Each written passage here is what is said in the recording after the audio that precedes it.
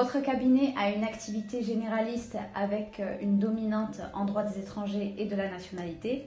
Quel bilan faites-vous pour cette année 2018? Alors, un bilan plutôt positif, très positif même je dirais.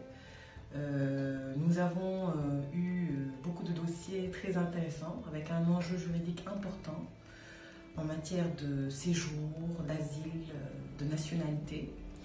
Nous avons mené plusieurs combats qui sont d'ailleurs qui ne sont pas encore terminés, mais surtout cette activité a permis de mesurer l'étendue du travail à effectuer par les avocats pour le respect du droit des étrangers en France.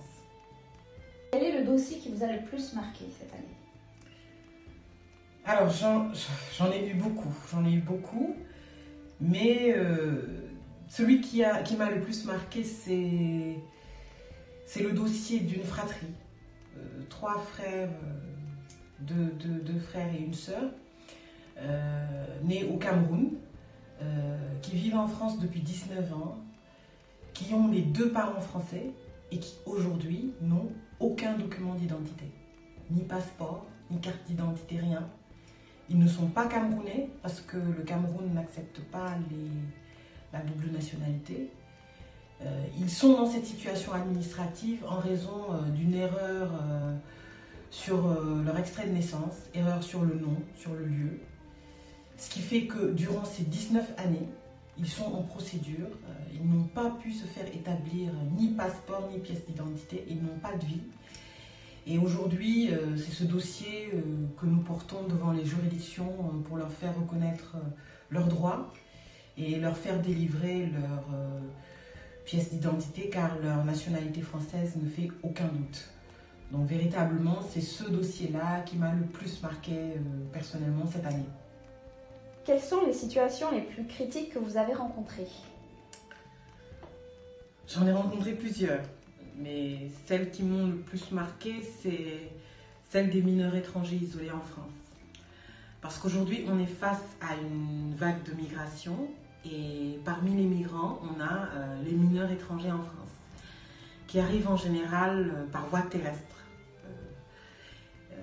Particulièrement, ces mineurs, quand ils arrivent, ils devraient être pris en charge dans le cadre d'un dispositif d'urgence d'accueil du Conseil général, donc de l'aide sociale à l'enfance. Ensuite, l'inspection du département demande au procureur de prendre ce qu'on appelle une ordonnance de placement provisoire. Et ce que j'ai constaté aujourd'hui, c'est qu'on est face à de plus en plus de refus, de classement sans suite, je vais dire, de cette mesure de prise en charge. Donc moi, cette année, j'ai été confrontée au moins à une dizaine de mineurs étrangers isolés pour qui leur minorité ne fait aucun doute. Rien qu'en regardant leur apparence physique, il est clair qu'ils sont mineurs, qui se retrouvent à la rue, sans aucune mesure de prise en charge. Alors heureusement qu'il y a les associations qui prennent en charge ces mineurs-là, mais nous, après, on nous saisit avocats pour pouvoir saisir le juge des enfants afin qu'il puisse prendre une ordonnance de placement provisoire, donc pour que le département puisse prendre en charge ces mineurs-là. Et on a plusieurs difficultés, c'est-à-dire liées à l'état civil, parce qu'ils viennent en général sans aucun document d'état civil.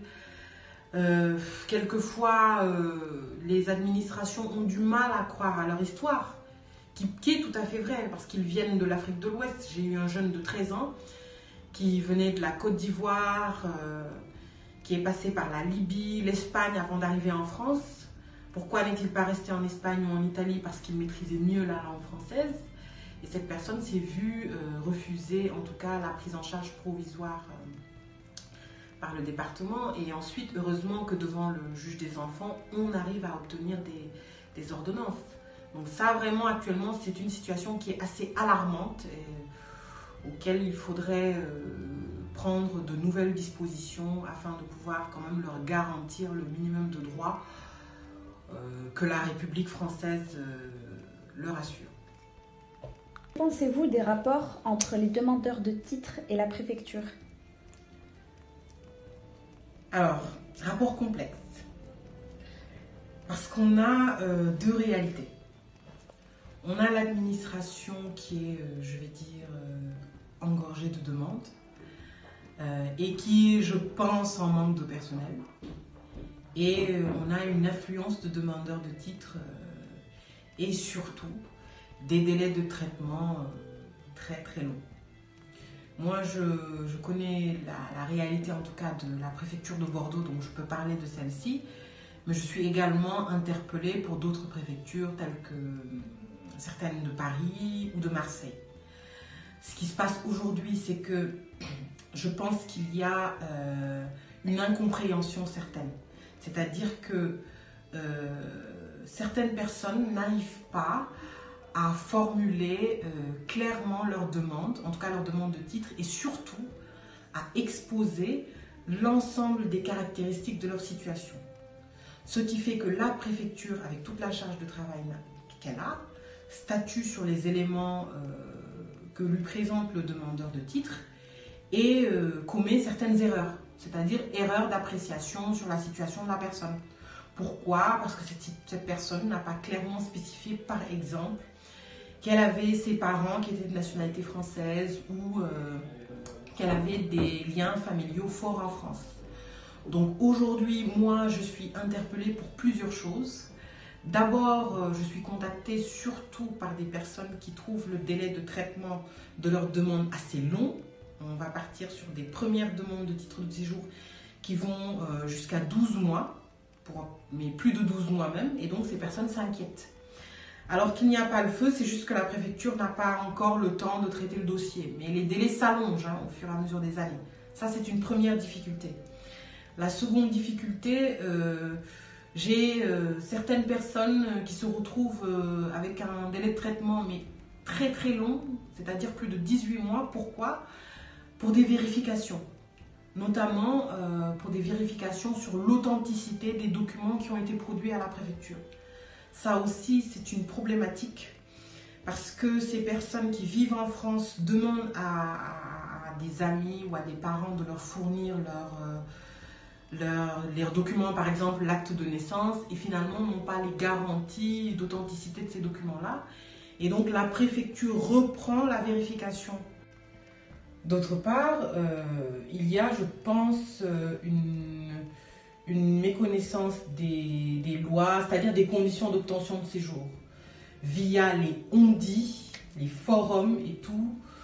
Tout le monde pense par exemple qu'avec 2 ans de séjour et une promesse d'embauche, on peut directement avoir une carte de séjour salariée, ou avec un enfant qui est né d'un conjoint étranger en situation régulière, alors que ce n'est pas tout à fait ça. Il y a des conditions législatives et réglementaires qui ont été posées, mais quelquefois les demandeurs de titres pensent qu'ils sont dans leur droit d'obtenir un titre de séjour, ce qui n'est pas le cas. Après, de la part de la préfecture également, des préfectures, il y a beaucoup de méconnaissances aussi, d'autant plus qu'on a des annulations au niveau du tribunal administratif, c'est-à-dire qu'elle ne statue pas, qu'elle commet des erreurs de droit, des erreurs de fait, surtout des erreurs manifestes d'appréciation qui, heureusement, sont annulées par le juge administratif. Quels conseils pourriez-vous donner aux administrés, et notamment en matière de droits des étrangers et de la nationalité? Beaucoup. Tout d'abord, d'être clair dans leurs demandes et sans équivoque. C'est-à-dire, pour chaque demande adressée à l'administration, ne pas se contenter de remplir un formulaire et de fournir les pièces, mais il ne faut pas hésiter à écrire un courrier clair où ils expliquent à l'administration ce qu'ils veulent. Parce que l'administration ne pourra statuer véritablement sur leur demande que si elle comprend quel est l'objet de leur demande. Donc, ne pas se contenter de remplir le formulaire, rédiger également un courrier explicatif de la demande et surtout de la situation, particulièrement pour les étrangers qui demandent un titre de séjour pour la régularisation, ce qui est communément appelé régularisation. Donc, écrire le parcours, écrire l'objet de la demande, vie préfamiliale, salarié ou autre. D'autre part, j'aimerais que les personnes pensent de plus en plus à conserver les preuves, notamment les preuves d'entrée en France et les preuves de présence en France, car c'est ce qui fait défaut pour plusieurs dossiers. Certaines personnes déclarent être entrées en France depuis plus de 5 ans, mais ne produisent aucune preuve de présence, par exemple, sur leurs 3 premières années. Et donc finalement, ne produisent des preuves que sur les 2 dernières années de présence, en tout cas au moment de la demande. Et la préfecture, que fait-elle?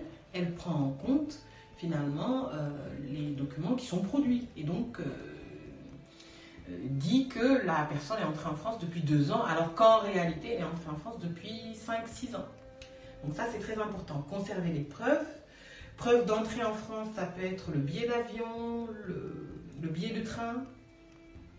Et preuve de présence, c'est les factures, les documents d'administration et autres. Autre chose, il faudrait éviter de se fier à ce qui se dit sur Internet, c'est-à-dire les forums ou à ce que les gens disent communément dans la rue. Parce que beaucoup de personnes sont induites en erreur parce qu'elles ont eu de mauvais conseils. Les personnes leur disent voilà, que la préfecture, telle est la pratique, alors que c'est totalement faux. Donc il faut éviter d'écouter, en tout cas ce qui se dit communément, se fier aux textes ou alors au site internet mais du gouvernement, par exemple servicepublic.fr, c'est tout à fait fiable, ou alors recourir au conseil d'un avocat qui va vous donner exactement les conditions d'obtention du séjour. Et j'en ai bien d'autres encore. Est-ce que vous intervenez pour des personnes qui résident à l'étranger? Alors oui, j'ai beaucoup de dossiers qui viennent de personnes qui résident à l'étranger, notamment pour les refus de visa. Donc effectuer des recours auprès de la commission des recours pour les refus de visa d'entrée en France qui se trouve à Nantes. Et donc j'ai beaucoup de personnes qui s'adressent à moi, qui viennent de divers pays pour que j'exerce ce recours-là. La particularité, c'est qu'avec ce contentieux, on a quand même beaucoup de méconnaissances. Parce qu'en fait, beaucoup aujourd'hui, pour beaucoup de demandes de visa, sont traitées par une société qui transmet au consulat la demande. Et donc, la situation objective de la personne n'est pas examinée. On a des refus expéditifs, avec juste un formulaire et en cochant 2-3 cases. Enfin, vraiment, c'est un contentieux qui est assez particulier et sur lequel il y a beaucoup de choses à faire, hein, véritablement. C'est-à-dire que pour un regroupement familial, par exemple, la personne qui réside en France peut avoir une acceptation de la préfecture et le visa des membres de sa famille, que ce soit de son épouse ou de ses enfants, est refusé dans le pays d'origine. Ça, c'est un cas qui est assez récurrent. Ou alors des demandes de visa qui sont refusées parce qu'ils disent que le lien de parenté n'est pas établi, alors que la personne a bénéficié d'une acceptation de la part de la préfecture. Voilà, donc ça c'est quand même des dossiers qui viennent assez souvent, mais également tout ce qui est transcription de documents d'état civil au service d'état civil de Nantes, que ça soit pour l'exéquature des jugements, particulièrement en matière de divorce, pour des documents d'état civil, les extraits de naissance ou juste des actes de mariage. En 3 mots, comment qualifierez-vous l'année 2018 du cabinet? Ouf, c'est pas une question facile. Alors je dirais croissance, défi et engagement. Quelles sont les perspectives du cabinet pour l'année 2019? Alors le cabinet a de très belles perspectives car au début le cabinet a démarré en tant que cabinet généraliste et puis très rapidement le cabinet a eu une dominante en droit des étrangers et de la nationalité. Mais à travers cette activité, droit des étrangers et la nationalité, a découlé finalement très naturellement un droit pour les étrangers. C'est-à-dire qu'aujourd'hui, le cabinet a des dossiers non pas uniquement en droit des étrangers, mais pur et dur, c'est-à-dire l'application du CESEDA, mais des dossiers, par exemple, pour les entreprises, par exemple, qui souhaitent recruter des salariés étrangers en France, mais aussi pour les entreprises étrangères qui souhaitent s'implanter en France, pour les entreprises françaises qui souhaitent s'implanter à l'étranger, particulièrement en Afrique, mais aussi en matière de droit immobilier, en matière de droit commercial. Ce qui fait que pour l'année 2019, le cabinet va développer l'ensemble de ces domaines de compétences-là, c'est-à-dire élargir son champ d'activité qui finalement découle de l'activité de droit des étrangers et de la nationalité. Voilà, donc vraiment avoir une dimension internationale aujourd'hui. Et c'est quelque chose qui est arrivé naturellement et qu'on entend bien entendu développer pour l'année 2019. Je vous remercie, maître. Un petit mot pour la fin ? Oui, alors déjà je vous souhaite de passer d'excellentes fêtes de fin d'année, mais aussi une excellente année 2019, en tout cas une année meilleure que celle de 2018, remplie d'espoir, remplie de productivité, remplie de réaction également. Parce qu'aujourd'hui, lorsqu'on regarde tout ce qui se passe dans la presse, notamment par la manifestation, les manifestations populaires aujourd'hui, en cette période de décembre 2018, à travers toute la France, que ce soit par les lycéens, les gilets jaunes, les fonctionnaires, enfin plusieurs catégories socio-professionnelles qui revendiquent des droits, je souhaite véritablement que l'année 2019 soit une meilleure année. Que cela soit pour le pouvoir d'achat, mais également une meilleure conscience sociale et surtout une meilleure conscience des dirigeants par rapport à la réalité de vie quotidienne de la population qu'ils dirigent. Car aujourd'hui, on constate une certaine distension entre ceux qui font les lois et ceux sur qui ces lois sont appliquées. Et ça, dans tous les domaines, à travers les nombreuses revendications qui sont faites à l'heure actuelle. Pour la réforme de la justice, pour le pouvoir d'achat des ménages, la condition des fonctionnaires, des travailleurs, la hausse des impositions, des taxes. On constate véritablement que la population réclame l'écoute des gouvernants, l'oreille attentive et la prise de conscience de leur réalité de vie quotidienne. Et je souhaite pour l'année 2019 que l'administration, les gouvernants, les parlementaires soient mieux connectés à la réalité de vie quotidienne de la population qu'ils dirigent. Je vous souhaite une excellente année 2019.